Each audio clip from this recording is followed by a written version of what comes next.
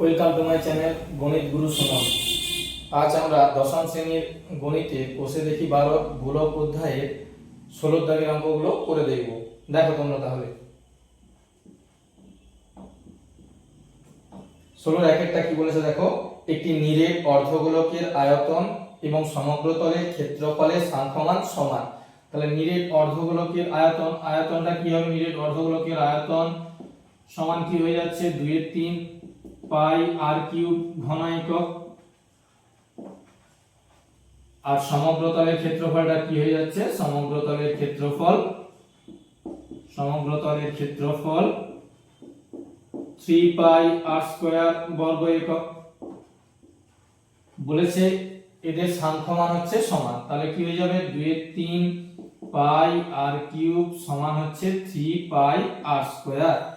তাহলে দেখো পাই কেটে গেল, আর স্কয়ার আর কিউব মানে আর, তাহলে আর সমান কত হবে? 3 3 এ 9 আর 2 মানে হচ্ছে 4.5। তাহলে ব্যাসার্ধ কত হবে? ব্যাসার্ধ হবে 4.5 একক। একটি নিরেট গোলকের বক্রতলের ক্ষেত্রফল একটি নিরেট লম্ববৃত্তাকার চোঙের বক্রতলের ক্ষেত্রফলের সমান।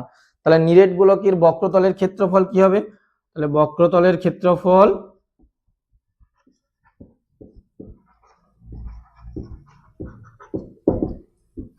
4 পাই আর স্কয়ার বর্গ একক। আর চোঙের বক্রতলের ক্ষেত্রফল কি হবে? চোঙের বক্রতলের ক্ষেত্রফল সমান হচ্ছে 2 পাই আর এইচ বর্গ একক। এবার বলেছে কি চোঙটির উচ্চতা এবং ব্যাসের দৈর্ঘ্য উভয়ই 12 সেন্টিমিটার হলে গোলকটির ব্যাসার্ধের দৈর্ঘ্য কত? তাহলে দিয়েছে কি চোঙের হচ্ছে উচ্চতা, এই চোঙ যে তার উচ্চতা দিয়েছে এইচ সমান দিয়েছে 12 সেন্টিমিটার, আর ব্যাসও দিয়ে দিয়েছে, ব্যাস 2r সমান দিয়ে দিয়েছে 12 সেন্টিমিটার। তাহলে ব্যাসার্ধ কত হবে? ব্যাসার্ধ আর সমান হচ্ছে 6 সেন্টিমিটার, ব্যাসের অর্ধেক ব্যাসার্ধ হয়। এবারে বলেছে কি বক্রতলের ক্ষেত্রফল দুটো সমান, তাহলে 4 পাই আর স্কয়ার সমান 2 পাই আর হচ্ছে 6, এইচ হচ্ছে 12। এবার দেখো পাই পাই কেটে দিলাম, 2 2 এ 4, 2 3 এ 6, তাহলে আর স্কয়ার সমান কত হচ্ছে? 12 3 এ 36। তাহলে আর সমান কত হয়ে যাচ্ছে? প্লাস মাইনাস 6, বর্গমূল করে দেওয়া হচ্ছে। অতএব তাহলে কি হবে? গোলকটির ব্যাসার্ধের দৈর্ঘ্য চেয়েছে, তাহলে গোলকের ব্যাসার্ধের দৈর্ঘ্য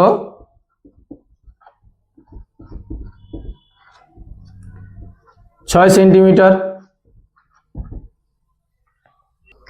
এরপর 3 দেখো, বলেছে একটি নিরেট অর্ধগোলকের সমগ্রতলের ক্ষেত্রফল এবং একটি নিরেট গোলকের বক্রতলের ক্ষেত্রফল সমান। অর্ধগোলক এবং গোলকের ব্যাসার্ধের দৈর্ঘ্যের অনুপাত কত হবে? তাহলে নিরেট অর্ধগোলকের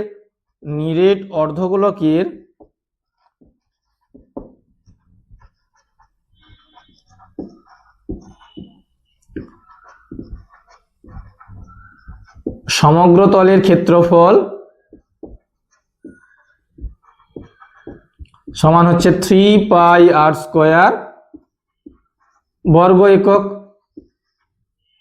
আর নিরেট গোলকের বক্রতলের ক্ষেত্রফল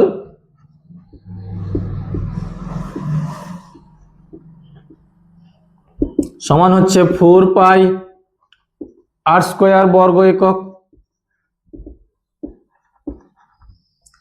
যেহেতু উভয়েরই ব্যাসার্ধের অনুপাত চেয়েছে, তাহলে আমি প্রথমটার r1 করে দিচ্ছি, দ্বিতীয়টা আমি r2 করে দিলাম।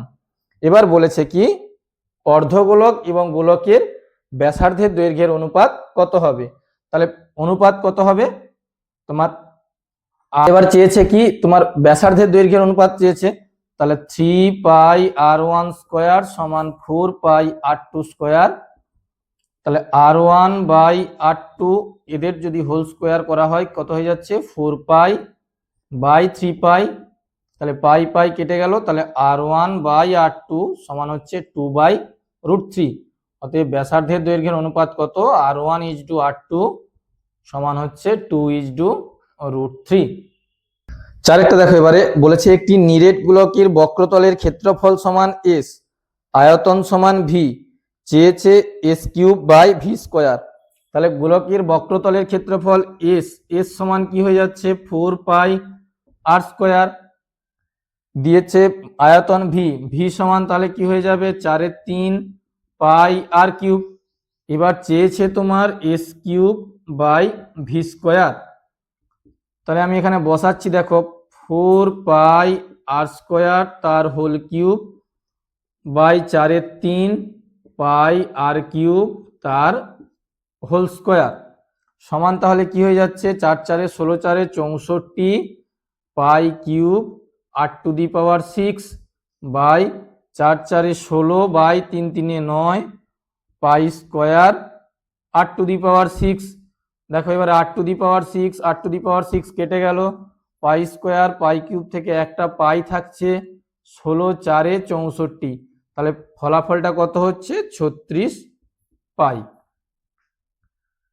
এরপর পাঁচেরটা দেখো, একটি গোলকের ব্যাসার্ধের দৈর্ঘ্য 50% বৃদ্ধি করলে বক্রতলের ক্ষেত্রফল শতকরা কত বৃদ্ধি পায়? তাহলে বক্রতলের ক্ষেত্রফল এখন কত? বক্রতলের ক্ষেত্রফল সমান 4πr² বর্গ একক। ব্যাসার্ধ 50% বৃদ্ধি করলে, ব্যাসার্ধ 50% বৃদ্ধি করলে নতুন ব্যাসার্ধ কত হবে? নতুন ব্যাসার্ধ সমান হচ্ছে r প্লাস 50/100 ইন্টু r। তাহলে 50 2 100, তাহলে r প্লাস r/2, একে যোগ করলে কত হবে? 3r/2 একক নতুন ব্যাসার্ধ। তাহলে বক্রতলের ক্ষেত্রফল কত হবে?